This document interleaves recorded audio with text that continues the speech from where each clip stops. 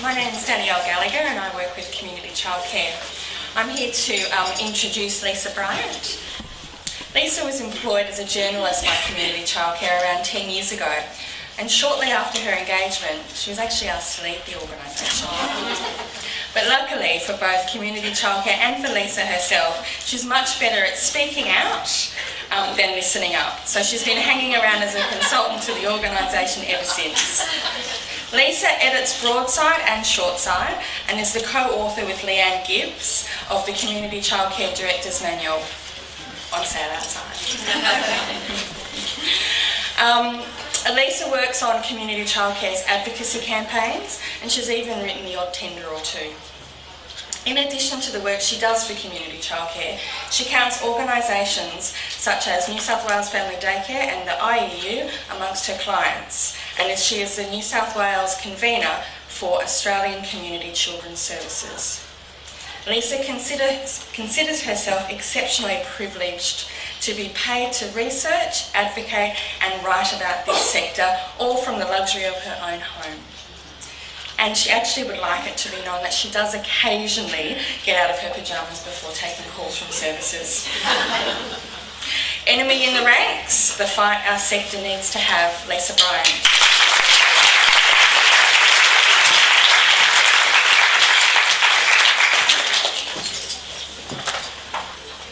Thank you.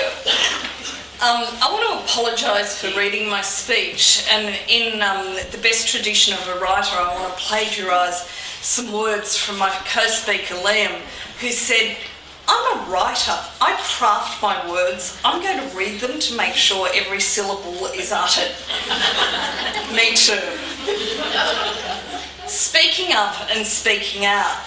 There are those, including probably every teacher that I've ever had, that would say that this is a defining characteristic of mine. Those of you who know my work in the education and care sector would know that this is something that I also do in the sector. I've never seemed to have a problem with speaking out, calling for things to be different. I ask a lot of questions, sometimes in a very loud voice. Questions like, why can't we pay early teachers and educators just better? Questions like, why can't DEC do things, well, why can't they just do things better? Yes, I speak up, mostly loudly, but you may not know that I also have another voice, a voice that I carry in my head at all times. And this is one of the things that I want to talk to you about today, because I bet that almost everyone in this room has a voice like that in their head as well.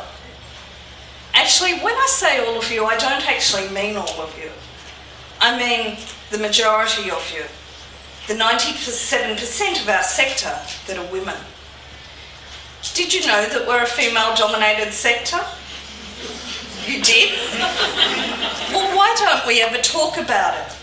If the fact that 97% of this sector is women is ever talked about, it's the men, the lonely men that are scattered amongst us, that do the talking. The women mostly just never mention it. But you know what? It's actually pretty obvious. It's pretty obvious when we look at who are at the staff meetings at our services, when we look at who we're dancing with at our conference dinners, when we look at the women who head our peak organisations and large providers, when we look around the room today. The men in the sector get it too. My mate Anthony has even had to start wearing a skirt to fit in. So we're women. So what? Of course we're women. Looking after children has always been women's business. And after all, it takes a special kind of bloke prepared to exist on the crap wages that our sector offers, doesn't it? The fact that we're a female-dominated sector means that there are some characteristics that our sector has purely because of its gender makeup. And this is where we get back to that little voice I carry around in my head at all times. I'm going to treat you to the monologue that she's been giving me in the lead up to the event. She's an annoying bitch and she seems to have a high-pitched voice. I'm not sure if I can get it quite right, but here goes. You're too fat to get up on a stage and talk on a stage. What are you going to wear? You look bad and fat. And what are you going to say? You're not really going to talk about being a woman and those kind of feministy things when real feminists like Eva Cox and Jane Carroll will have spoken before you. And you're way too fat. What right have you got to even speak anyway? You're not really part of the sector, you know. It's not like you have an early childhood education degree. You're a bit of a fraud, you know. You're a bit of an imposter. And you're way too fat to get up there. Everyone probably hates you anyway. You know when that guy attacked you? He was probably just voicing what everyone else thinks. And you're dumb. Maybe what you're going to talk about everyone already knows and you're just late to the party on it. And you're too fat, way too fat. And what are you going to wear? I managed to work out something. I won't ask you if you recognise that voice.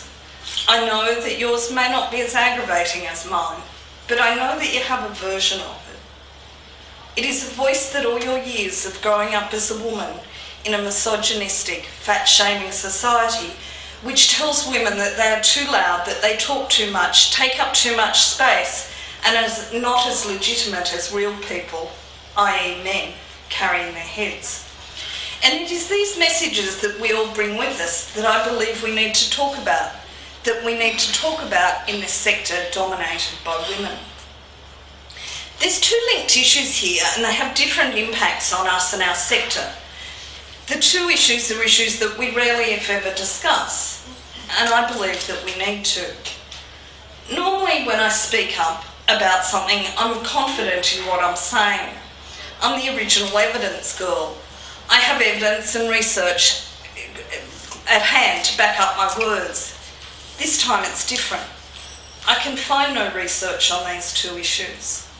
I do not know if I'm correct or way off beam. I'm only speaking from my observations and gut instincts. The first issue is my observation that there are more women in our sector than in Australian society in general who bear deep wounds from growing up as women. I am surprised by the number of women who have survived domestic abuse as adults who now work in the sector. I'm always surprised at the number of women in our sector who have experienced childhood sexual abuse. And I'm not just talking about educators and teachers, but also people like our admin assistants and our cooks and our staff in peak organisations. I have a theory that maybe they're attracted to the word child care with that concept of caring for children. I suspect that there's a disproportionate number of women in one or both of those categories in our sector. I'm no longer surprised at the number of women who are overweight in our sector. And I mention this not to shame those women, for my own battle with weight is played out publicly, and shaming is the last thing I want to do. I know that food and weight are complex issues for women, and I know that there's a myriad of reasons why women hate their bodies and succumb to food as an addiction of choice. But I also know it's partially because it's an addiction that enables us to keep fulfilling our caring roles as educators, to keep caring for everyone but ourselves. I want us as a sector to have a discussion about this, because I can no longer bear watching women I like and admire losing the capacity to walk with ease. And yes, I could really do with some chocolate about now. We accept that women in this sector are here primarily because we like or love children. We never ask whether in fact we are choosing to work here in a sector, why we're choosing to work in a sector where women dominate. Are some of us here because we're more comfortable working in a space where our bosses and co-workers are the same gender as us? Are some of us working in child care because we want to make sure that children are cared for in a way that we weren't? I don't have the answers, but I want someone to be asking the questions along with me. Because if there are a higher proportion of women in this sector who have chosen either consciously or unconsciously to be in a sector where most of their interactions they have will be with other women, this is an issue that we need to talk about. I remember raising this issue a few years ago, and the woman I probably respect most in this sector got it instantly. She said, "Oh God, don't let them know how effed up we are." I don't think we are effed, but I do not think we need to ask if we are refugees from a world that hates and hurts women, because this impacts on who we are and how we go about our work with and on behalf of children. The second issue I want to talk about is the one that gives rise to the name of my speech, the enemy in the ranks. The enemy I believe we need to name and to fight before we can be successful in fighting for children is the internalised sexism and internalised misogyny that we carry within us. What is internalised sexism and what is internalised misogyny?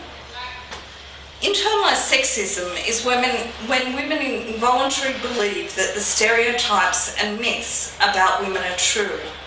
This causes us to adopt sexist attitudes towards women, including ourselves. The myths include that women are not as important or as talented or as deserving of space as men. Internalised misogyny is where those beliefs cause us to doubt and hate ourselves and mistrust and hate other women. What happens to a sector where 97% of the workforce has absorbed and internalised a complex bucket of sexism and misogyny? What does this internalised misogyny do to the capacity of the sector to advocate for ourselves and for children? What does it do to our relationships with each other? And what does it do to our individual capacity to succeed and shine in our chosen work? I think that there's a lot of internalised sexism and misogyny in the early education and care sector, and it's something that I can't be silent about anymore, or something that the voice in my head won't let me. And by the way, just to reassure you, that voice is singular. I'm not yet at the stage where I'm hearing voices. I can't be silent about the fact that we are wasting so many women's skills in this sector. Remember the content of my voices to her? When that voice in my head is not banging on about my weight, she's carrying on with nagging doubts about my intelligence and my competence that persist despite evidence to the contrary. She makes me doubt my skills. She wastes time reviewing or worrying about what I said at the last meeting I attended in case I exposed my idiocy or flaws in public. And I've heard that voice, that doubt, in each and every one of you that I know. I hear it when you say, "I could never speak up like you do," when you apologise for your actions, repeatedly. I see it when you are too scared to speak up or speak out. I see it when you're too scared to apply for higher jobs, whether they are as a room leader or as a director or as a manager of a larger organisation.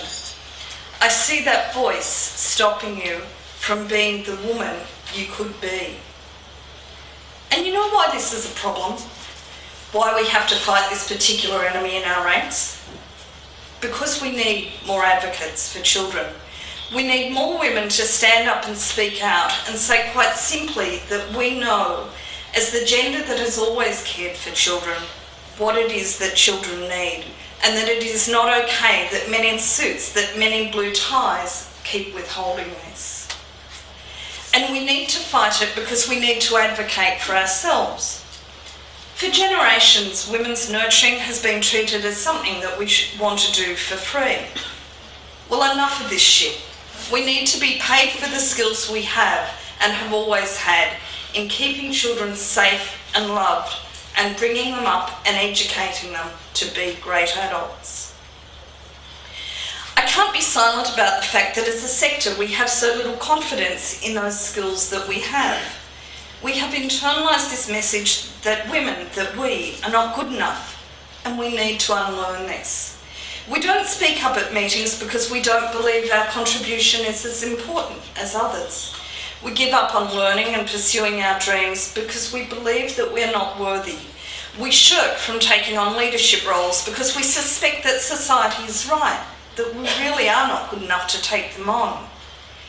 Every time we see a Prime Minister face abuse as a leader because of her sex, or another Prime Minister appoint a cabinet bereft of women, we relearn the message that women can't be leaders, and we refuse to become leaders even in a sector where we know women can be and in fact are leaders. I also can't be silent about the fact that we sabotage other women. And by the way, in case anyone doubts whether I'm also guilty of this, don't be. I am just as good as laughing and gossiping about and condemning the stars of the sector, or those that think they are, as much as anyone else is. But I also know that these are the women that have allowed themselves to shine, that have dared to apply for higher level jobs, that have dared fight years and years of conditioning in a sexist society where they've also learnt the lessons that they should not dare to aim high, dare to succeed, or dare to be so up themselves that they think they have value.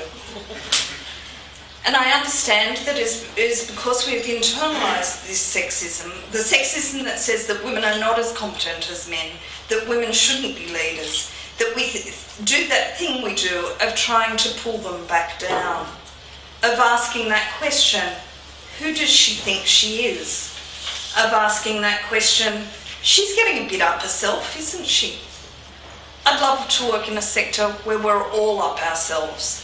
And we should be, because we do important, awesome work daily.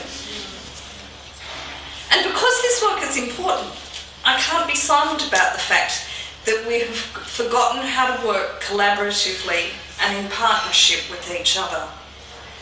We are the gender that has for millenniums, in the face of male power over us, worked to support each other.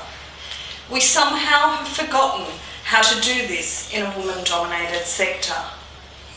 Let's stop complaining about the director in the service up the road or the CEO of the organisation that we see as being in competition to our own. Let's work together to make this society better for children. Internalised sexism and misogyny eventually become external oppression of other women. Our reservoir of internalised self-hate for ourselves as women means we resist relating to other women who are after all just women, and often turn on them. I'm not buying into the myth that women hate women, but I know that in the part of the sector that I hang around, the part of peak organisations and large providers, we struggle with working collaboratively. Sometimes I think it would be easier to get Gina Reinhardt and her children to agree to work together more easily than to get our organisations to. We need to work together because this is how we will win.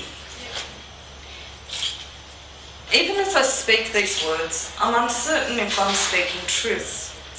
Is there a kernel of truth in my thesis that firstly women in the education and care sector are disproportionately damaged by growing up in a gendered world where our gender is the one without power, and secondly that we have internalised the misogyny and sexism of our society? If there is a kernel of truth in it, then we need to know that it is not our fault, but we also need to be aware of it and rise above it. As we understand and overcome our internalised oppression, we can become more empowered to take on the inequities that affect our sector. How? Firstly, by cultivating our friendships and becoming more caring. And this means not attacking women who are working hard on a cause, no matter the platform. Misogyny says that women aren't worthy of value. When we communicate to other women that we care and value them, we contradict this message. We learn that much of the shit that we deal with, like our lack of self-confidence and our struggles with our weight, are not our own individual problems. These issues are a problem because of our gender. Secondly, by celebrating any woman in our sector every time they speak out, speak up, have fun and succeed. Support your colleagues by noticing when they do things well. There is a whole society telling those women that they are fuck-ups. Let the education and care sector tell them that they did good. Tell your colleagues when you learn from their presentations, from their questions at staff meetings, or from watching their practices with children. Nearly every woman has been consistently told, you haven't done enough. What a great thing for each woman when someone notices that they've done something well. I'm very privileged in that I get a lot of positive feedback from my working within the sector, and I'd like to take a minute to thank those women, many of whom are in the audience today, who've told me when they think I've done something good. This feedback balances out the messages that I, like you, got growing up, that I was way too over the top. I finally found somewhere where being over the top is sometimes appreciated. Thirdly, by rejoicing in the fact that our sector is a women-only culture. We have strengths because of our oppression and strengths because as women we know that caring for children matters.